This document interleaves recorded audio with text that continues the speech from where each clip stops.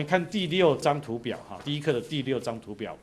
在这里呢，我们讲到福音哈，福音呢对一个文化影响的层次大概是如何哈？我们从这个表格里面哈，各位可以看到，通常福音传到一个文化里面，传到一个民族当中，传到一个新的区域的时候，通常呢，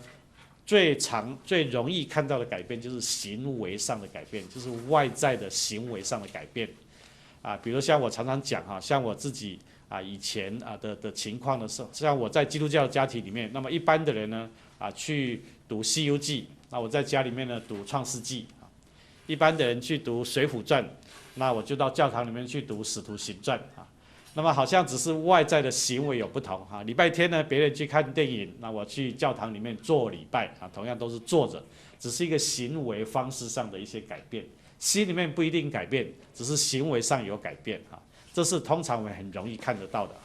或者是以前可能会讲脏话，或者以前呢无恶不作现在行为改变好了，这是外在的看得见的这行为上的改变。好，接下来渐渐进入到一个文化里面，有一段时间以后呢，就会带来礼仪上的改变。礼仪上的改变，礼仪上的改变呢，比如说在佛教里面，如果要祈祷、要祷告的话呢，他们是要烧香拜拜，对不对？这叫佛教的礼仪是这样。那么基督教的礼仪呢，祷告的话，闭上眼睛，合上手，那么这是基督教的礼仪也就是说，在礼仪方式上，你会看到有一些改变，是有一些不同。佛教呢，有所谓也有讲解讲经的，不是常常有所谓大师他来讲解佛经吗？那基督教里面呢，就叫什么？就叫做礼拜，或者是聚会讲道那么在仪式上有一些不同。那通常如果你一个真心要加入佛教的人，那么可能你要带法修行，或者甚至要成为和尚的话，剃发，那在头上要剃头要点香这是一个佛教的仪式。那基督教的话呢，就是如果一个人要真正加入的话，要洗礼要参加洗礼，就是所谓礼仪就是礼仪上有不同。这是第2个层面了，就进入从行为外在行为上的改变，开始进入到礼仪。礼仪就是有群体的生活，有教会生活的时候，你就在礼仪上开始有一些改变，这是第2个层次。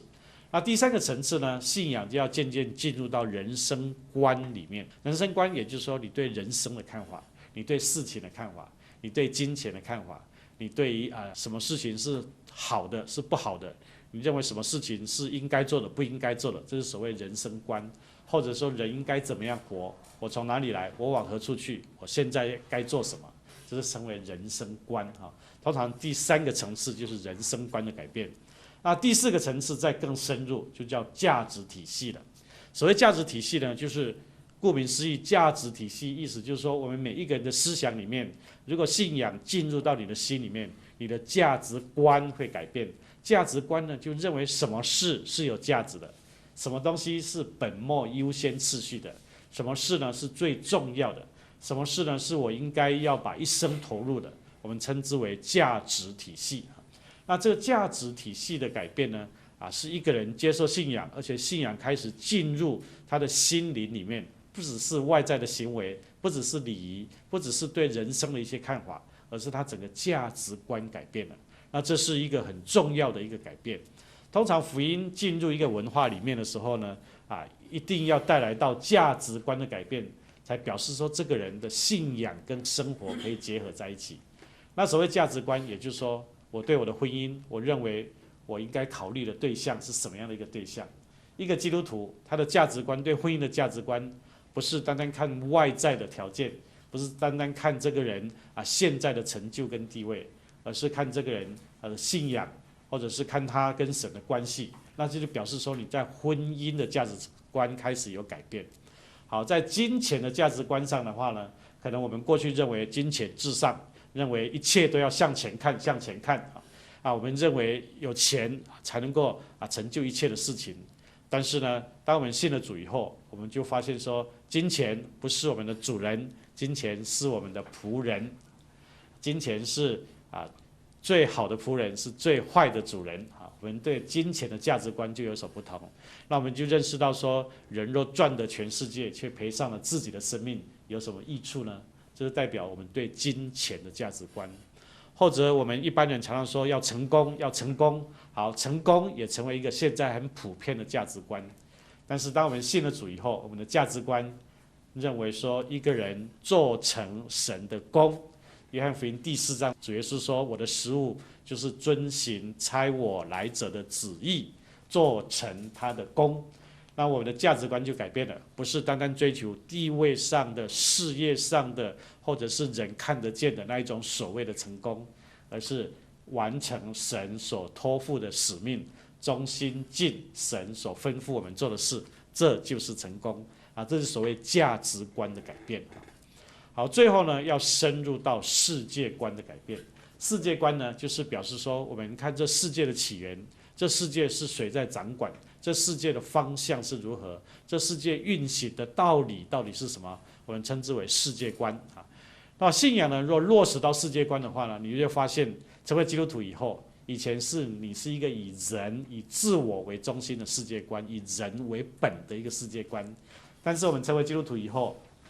我们晓得神是我们生命、生活、动作、存留的中心。那么神以神为中心的价值观，代替了以人文、人本为主的价值观。我想这是带来很重要的改变。那当我们在思想福音传入中国，当我们在思想宣教士的成败得失的时候，当我们在思想我的布道工作到底做得如何的时候，那我们把这一个图表呢，我们放在心里面。我们要观察，我们要了解，我们要知道到底我们今天在福音工作上，到底我们做得如何呢？我们是有一个以基督为中心的价值观吗？我们真的是让我们在世界观里面已经脱离了过去所谓唯物论的价值观、无神论的价值观、进化论的价值观，而进入到一个以神为中心的世界观里面吗？到底我们在这个世界观里面，我们整个已经脱胎换骨了吗？我们的生命已经改变了吗？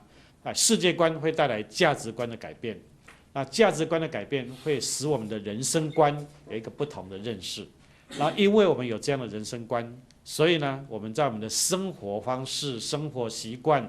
在教会的礼仪当中，在我们时间的应用上，我们会有所不同。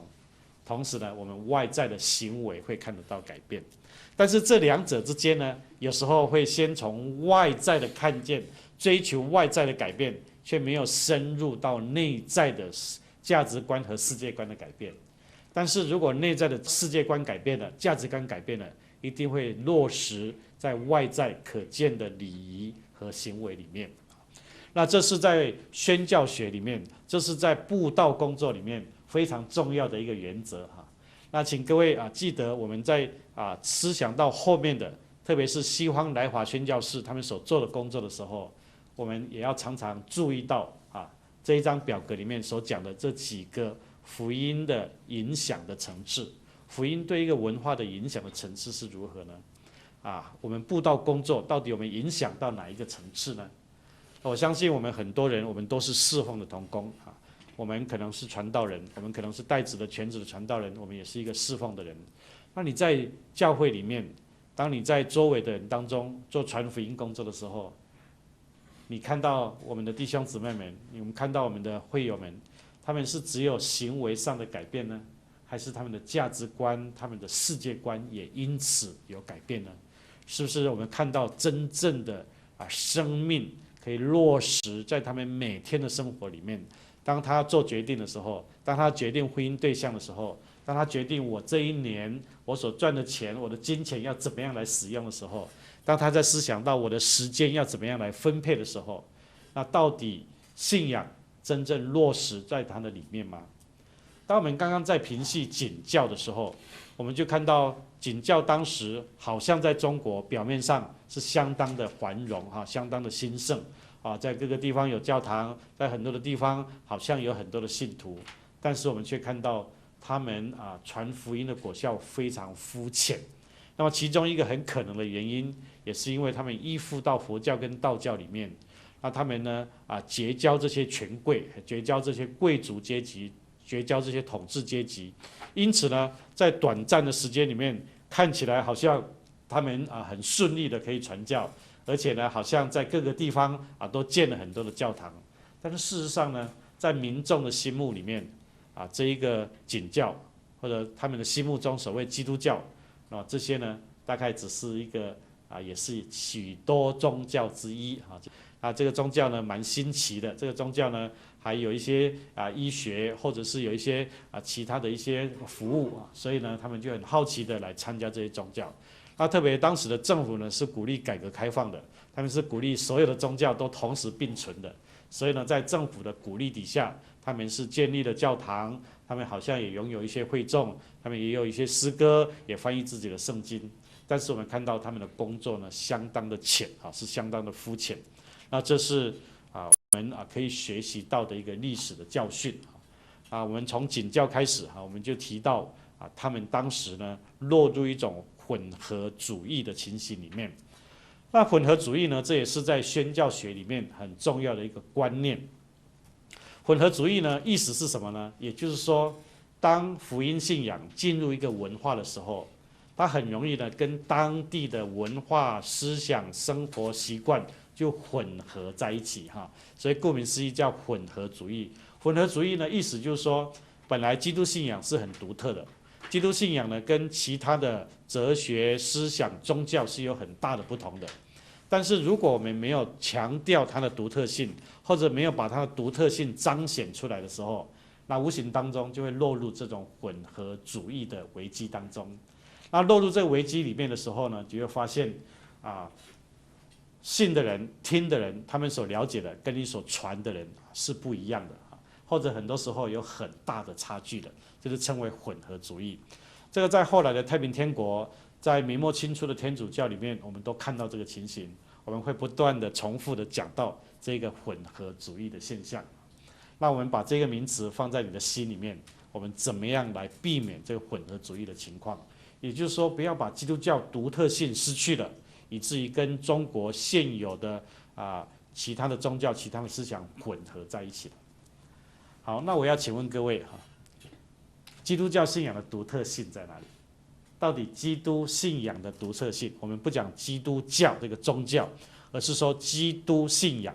基督信仰和其他宗教、和中国传统的儒家、道家思想，和其他的这些哲学流派和许多的伦理教条，最根本、最基本的不同在哪里？我们可以想得到的，你马上可以想得到的有哪一些不同呢？首先，我们晓得其他的宗教是人寻找神，基督信仰里面是讲到人子来为要寻找拯救世上的人，是神来寻找人，这是很独特的不同。好，基督信仰里面有什么独特性呢？基督信仰里面，我们讲到神是来拯救是神来拯救。那么拯救的意思是什么呢？就是神从上面伸手把我们救拔起来，把我们救起来，这叫拯救。拯救就表示说，你靠自己的力量，你没有办法挣扎，没有办法上去，但是呢，有人伸出手来把你救上去，所以呢是拯救。那反过来就不是自救，不是自己救自己。佛教、道教、儒家的思想都是一种自救的宗教，意思就是说靠人本身的善性来发挥他的善性，或者是人要靠着修行，靠着行功德，然后来得到拯救，或者就是人要靠自己的修身养性，靠自己的修身齐家治国平天下，然后呢，你就可以让自我提升，可以成为君子，可以成为圣人，可以成仙，可以得道，可以成佛。基本上这是自救。但是我们晓得基督信仰呢是拯救不是自救。好，第三个，基督信仰的独特性在哪里呢？基督信仰呢我们讲到一般的宗教呢是要用知识和智慧追求，你一定要有足够的知识和智慧来让你自己呢有足够的认识，那么借着知识来得到救恩。但是呢，基督信仰里面提到说，不是靠着知识，乃是神的启示。所以这是启示和知识的不同。那么启示就是表示什么呢？启示就好像一个东西盖着，那么现在把它掀开了、揭开了，让你看清楚。启示就是神主动的让人能够认识他，因为我们晓得我们的神他是创造者，我们是受造者。神是至高的、无罪的、全能的神，我们人是有罪的、有限的人，因此人不可能靠自己的寻求自救，靠自己的功德，靠自己的努力，靠自己的知识，你来完全认识神。所以呢，神自己来把他自己启示给我们。那神怎么把他自己启示给我们呢？神怎么让我们能够认识他呢？借着大自然，我们称之为自然启示。好，借着人心里面的良心，人心里面的良知或者是借着一些人对自己的过错的一些认识，这是称为一般启示但是呢，大自然和一般启示都没有办法让人足够的去认识神，所以呢，需要神特殊的启示。特殊的启示就是借着耶稣基督因为从来没有人看见神，那么只有父怀里的独生子将他表明出来。约翰福音14章那里主耶稣说：“我是道路、真理、生命，若不借着我，就没有人能到父那里去。”他是唯一的救法，只有靠着耶稣基督，我们才能够完完全全的来认识神。那这是所谓特殊的启示所以我们讲说大自然一般性的启示，那么耶稣基督呢是独特的救恩的启示。那么像这些呢，都是基督教的独特性就是说不是知识，而是启示不是知识，而是神的启示。好，一般的宗教呢，是人借着自己的修身养性来成仙、成圣、成活，这叫肉身成道。但是基督信仰呢，是耶稣基督他是道成了肉身，而且住在我们中间道成肉身跟肉身成道，这也是基督信仰和其他宗教不一样的地方。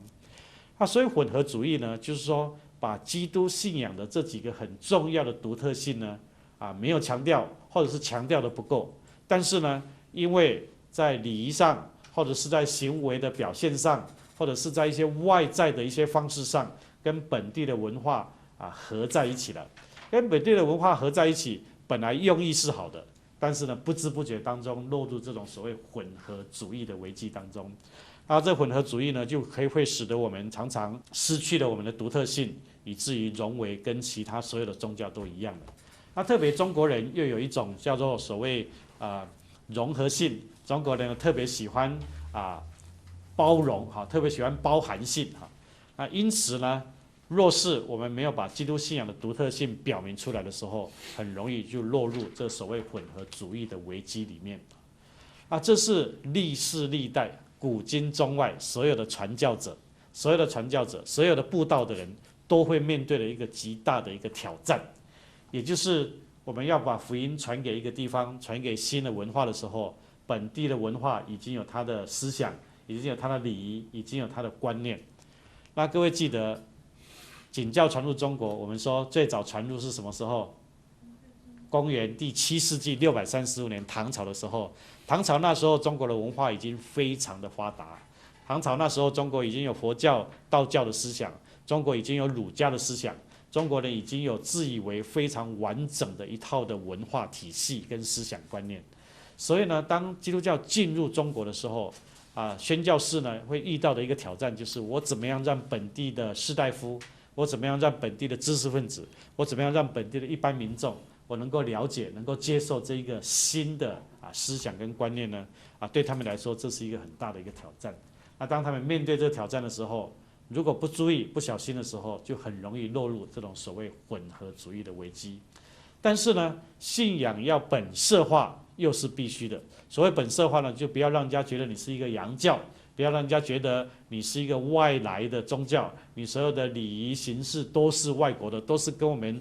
不相关的又要避免这一个危险。所以呢，在这取舍之间，在这样的面对的挑战的时候，到底我们怎么样能够把福音信仰传得清楚，把基督信仰的独特性传得绝对，但是呢，又让本地的人能够接受呢？让已经有一个很深厚的文化、宗教、伦理系统的人，让他们能够了解、能够接受呢？我觉得这是我历世历代以来的人都要面对的挑战。那当我们在上这一堂教会历史课的时候，我盼望各位呢也是一样。我们说我们了解历史的事实，要有历史的见识，就是这个原因盼望我们了解这个事实，景教当时所遇到的情况，他们所得到的结果是这样。那我们就要看今天当我们面对一个福音工作群体的时候，这群体可能是一个很大的群体，可能是整个民族或者是少数民族，或者是一个独特的一个文化区域，或者是一个独特的语言区域，或者是一个已经有他深厚的宗教信仰的区域的时候，那我们怎么样把福音传入，他们可以接受，可以了解，但是又不会落入混合主义的危机里面呢？那这是我们要一起思想的。第二方面呢，我们来平息景教的传教工作的时候呢，我们就会看到景教呢，他们当时一个政策叫寓教于政。寓教于政呢，就是依附在政治的权势底下来传教，也就是说，他们取得皇帝、取得贵族、取得大臣的认可，然后呢，在他们的帮助底下来传教。那这样的传教工作呢，当然是很快、很迅速当然有很大的好处。但是呢，这样的传教工作，我们也看到，那当政权一改变，当政权一衰落，那么你这个传教的这个力量、传教的资源、传教的后盾，也就因此渐渐的就消灭了哈。那么像唐武宗，他其实才进教才1年，只有1年，但是这1年是相当激烈的哈。这1年的时间里面，他命令把这些传教士驱逐出境要求教堂要停止活动跟聚会。那所有的这些其他的宗教，除了道教以外，所有的宗教都不准再传教哈。如果表示说你过去是依赖性很强，就是依赖这些政治的权势，依赖王公贵族的支持，那没有一个独立性，没有自主性没有办法自己来传那么依赖性太强的时候呢，短短的1年的时间里面就可以使得这一个信仰就没落。当然，我们讲它没落，不是说它就完全消失了。但是呢，它就不像以前那样的兴盛，好像一个大气球突然之下就萎缩掉了。然后呢，就只有在边疆的地区，在少数的一些地方，有人在继续信仰在基督教那种传扬的那种盛况呢，就不再出现了。好，这是关于景教就是景教当时的情形，也就是我们从当时里面所学习到的一个历史的教训。那么景教关于景教这一方面的资料呢？目前有很多的人在做研究在西方的学者当中，在中国的学者当中，很多人做研究。那第一方面呢是景教，因为它是一个最早传来中国的一个基督教的信仰，虽然它不是正统的基督教信仰，也许神有他的美意，不让这个异端呢在中国长时间的深入的传扬所以呢，它在中国呢虽然没有流传深远，但是呢。景教呢，因为是一个很值得研究的一个对象，特别是讨论到传教的策略要怎么样本色化的时候呢，景教是一个很好的实际的例子，它是一个失败的例子。那么用它这个失败的例子呢，可以学习到很多的教训。所以呢，现在很多的中外学者都在研究关于景教的问题。那另外有关景教的资料呢，也是越来越多的被发现。所以呢，景教的研究呢，是目前很重要一个课题。若是你有机会多收集一点这一方面的资料的时候我们可以从他们身上我们学习到很多的教训。如果相对特别是相对跟希腊时期使徒行传以后的初期教会来做对比的时候，我相信这是一个很好的一个对比当我们在读历史的时候，各位晓得读历史不能读史书了，读史书就是说你只记得它的年代、重要人物、重要事件。然后以前我们通常读历史就是这样嘛背这些历史人物地名人名，然后背完了以后就没有了。但是读历史呢，我们一定要有一种超越的眼光，超越时空的眼光。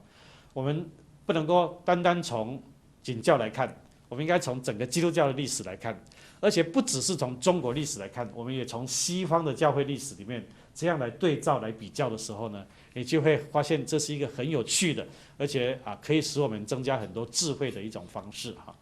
景教是初传入中国，那么在使徒教会使徒行传以后，初期教会就是第2世纪、第3世纪的教会里面呢，其实他们所面临的也是本色化的问题。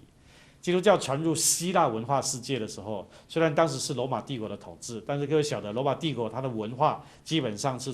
承袭希腊文化的。罗马人在法律、政治、军事这一方面，他们是非常杰出，但是在宗教啊，在一些哲学思想方面，罗马人没有太多的学者他们没有很多的贡献，所以他们基本上都是承袭希腊文化。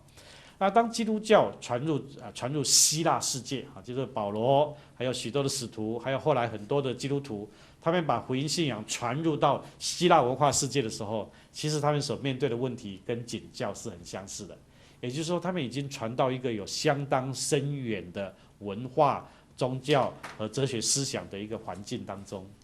那么初期的教父，当时的教父们，他们怎么来面对这个问题呢？他们到底怎么样来面对当时希腊文化的挑战呢？其实各位会注意到，保罗在传教的时候，他已经开始面对这个问题了，对不对？保罗到雅典的时候，看到雅典人拜卫士之神，然后看到雅典人拜了很多很多的偶像，那他当时呢也是一样要面对这个问题。所以呢，保罗他在传道的时候，各位记得他在使徒行传17章，当他在传福音的时候，他也用本色化的方式对不对？他说我看你们拜卫士之神，我现在把真神告诉你们然后他讲到真神的时候，他就说，正如你们诗人所说的，他也引用希腊诗人所讲的话说，我们的生活、动作、存留都在乎他，这是希腊诗人所写的一句话。然后呢，下一句也是引用另外一个希腊诗人所写的话说，我们也都是他所生的这些他就是引用他们当时希腊文化背景的人所熟悉的一些诗句。就好像今天一个西方宣教士来到中国，他引用中国的比如说孔子怎么说，或者是道家怎么说他引用这一些话，那么让中国人觉得亲切，觉得有一种合一的感觉这是很重要的。那当时的希腊，就是说当时第2世纪、第3世纪初期的教父也是一样，他们要让当时在希腊文化背景的人能够接受，所以呢，他们也引用希腊的文化当中很多的名词和观念。但是一个很大的不同就是，景教呢借用这些名词和观念，但是他们没有办法创新，就是他们没有办法把这些过去的名词呢用新的意义来解释，所以呢，他们就落入所谓混合主义的危机里面。但是初期的教父，当时一些很有名的、一些很重要的，像厄利根像奥古斯丁这些教父们。他们用一些希腊的名词，对，他们还是用原来希腊文的里面的一些名词，但是他们把这些原来的名词赋予新的意义根据圣经的启示给他新的解释、新的意义。所以呢，希腊人接受的时候觉得这些名词很熟悉，但是当他把道讲清楚的时候，却又把这些名词的真正的意思又解释得很明白这叫我们可以说旧词新释旧的名词重新来解释，根据圣经的启示来重新解释。那么像这一个努力呢，在初期教父做得很成功，然后景教当时没有做得很成功。我们接下去会讲到明末清初的天主教的时候，我们看到当时明末清初的天主教，他们也在努力，也在做这一方面的努力。那我们在第2课的时候呢，我们会一起来评估，来看当时天主教他们所做的努力到底结果是如何。好，我想我们这一课呢，我们就停到这里。